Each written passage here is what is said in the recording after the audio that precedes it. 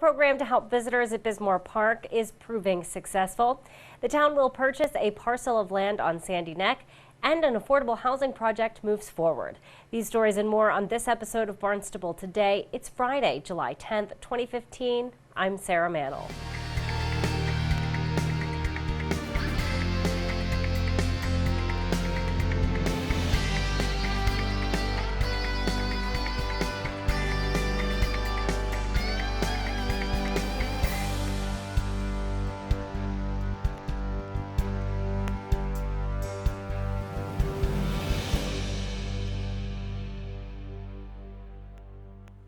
A pilot program to help visitors navigate around town and utilize local parking meters is proving successful.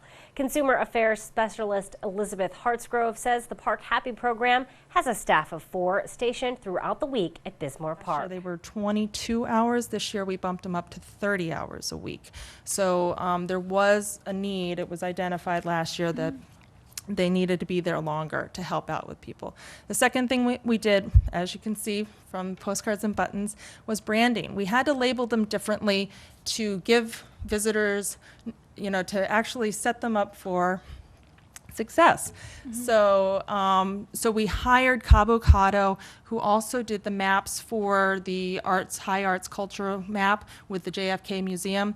So we wanted everything to be streamlined and everybody could identify that this map belongs to those logos, it all matches.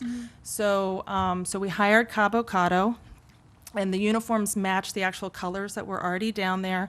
We have postcards with the Pay to Park app that is informational, so the greeters can actually hand them out. And then we have buttons as well that are free to the visitors. Hartsgrove says Park Happy has received so much positive feedback that they will consider expanding the program next summer. Town Council votes to purchase a 14-acre parcel of land on Sandy Neck. Lindsay Council, chair of the Community Preservation Committee, says the purchase will help preserve the beach and its habitat. The town has entered into a purchase and sale agreement for the parcel map 339 parcel 002. Rationale: the parcel is located on Little Neck, close to Beach Point. It is comprised of an extensive dune system, front beach, and mud flats, which are home to a variety of wildlife and large variety of shorebird species, including state and federally listed threatened piping plovers.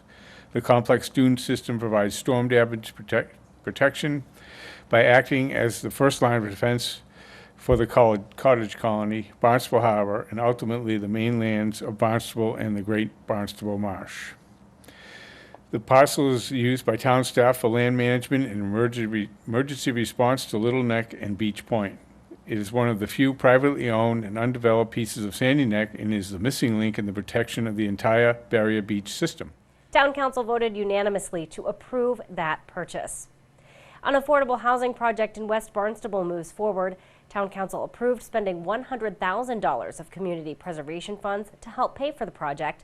Lindsay Council, chair of the Community Preservation Committee, talked about the project during last night's Town Council meeting. The 44,811 square foot parcel is being donated by the current owners once Habitat has received all necessary permits for the creation of 2 two-bedroom single-family dwellings. Estimated total development cost is $437,469, and CPA funds, along with additional funding sources and grants, will be used to offset construction costs. The homes are built in partnership with the community and with the selected buyer families. The homes will be affordable in perpetuity, with affordability ensured by our Department of Housing and Community Development Local Initiative Program deed rider, and will be counted on Barnstable's DHCD subsidized housing inventory. The homes will be made available to very low-income households earning between 45% and 65% of area median income.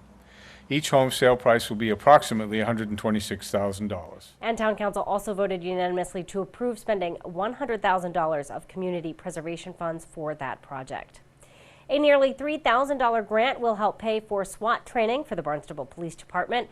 Chief Paul McDonald encouraged the council to support the grant before the vote. The police department has been awarded a grant through the Department of Homeland Security in the amount of $2,800. This grant helps to pay for valuable SWAT trainings on topics that are relevant to the challenges that SWAT teams must be trained and prepared to handle. The dates of the training went from May 18th through May 22nd. It was an intense 5-day, 8-hour day per training. The fiscal impact, the grant award provides reimbursement towards overtime at the maximum rate of $35 per hour.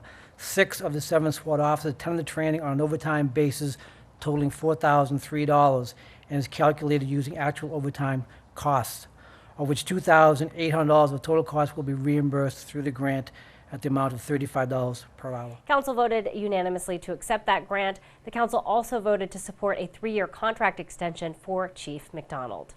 Town officials celebrate the renovation of a park in Hyannis. Channel 18's Sarah Colvin has more. A beautiful new green space is now the center of attention in the Three Streets neighborhood of Hyannis. Residents can take their children to play on the new swing set, walk dogs along the Bluestone Path, or perhaps toss a frisbee in the newly expanded green space. Residents and town leaders began planning work in 2010, and now, 5 years later, the neighborhood's vision is a reality. On July 8th, residents, town leaders, and a state official gathered for the official dedication of Ridgewood Park. There it is. There it is. We're here to rededicate Ridgewood Park. For those of us who have been around for a while, we know that this park and this area, the so-called Tree Streets that we've known for years, has really been a very strong neighborhood in the downtown Hyannis area. It's close to everything. We've had working families. It's had its ups and downs, and we've seen it go through different cycles. But we know that the people who have lived here and raised families here have really enjoyed this section of town. And as a town manager, I certainly, when I think of Hyannis, I always think of the Tree Streets and how important they've been to our community. I know, I used to have a friend on the street who was a boat captain when I was a boat captain for Highline, and we'd come over here, and the park didn't look like this. So I think it looks. I think it looks, and I'm standing. I keep thinking it was a car that's right. Right now. Yeah. And the Gateway Cities program has been something that's enabled us to look at specific neighborhoods, specific areas, and attempt to be a part of the revitalization that the neighbors themselves want, and we want to help participate. So I went back in my files today because I said I have to remember when we started this, and our first meeting together was in 2010, in March of 2010. Can you believe it? And we weren't slacking. The trees should be tall. I know, the trees should be tall, right?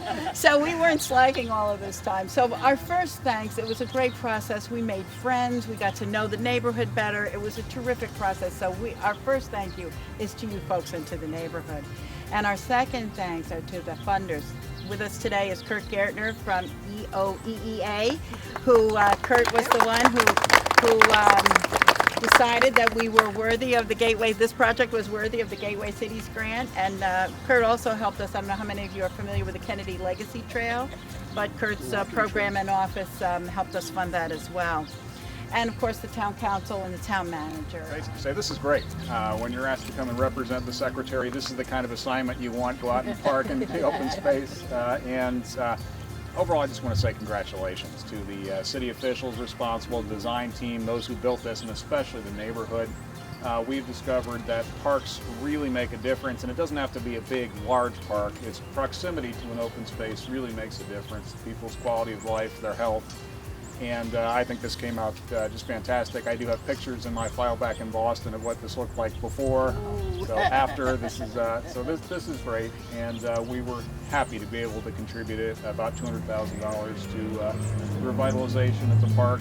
Hope you enjoy it for many years to come, and the executive office looks forward to being a continued partner with the community over the long term, other investments, and so just overall looks great. Congratulations. Thank you for all the help in making it all happen too. The park is intended not to be a destination, but rather as a space for residents of the neighborhood to safely enjoy for years to come. We'll be sure to tune in to our hour-long news program, Barnstable This Morning, weekdays at 7 a.m. On Monday's show, we will chat with Town Manager Tom Lynch. We'll talk with Interim Superintendent of Schools, Bill Butler. Plus, we'll have all the news and information you need. For Barnstable Today, I'm Sarah Mantle.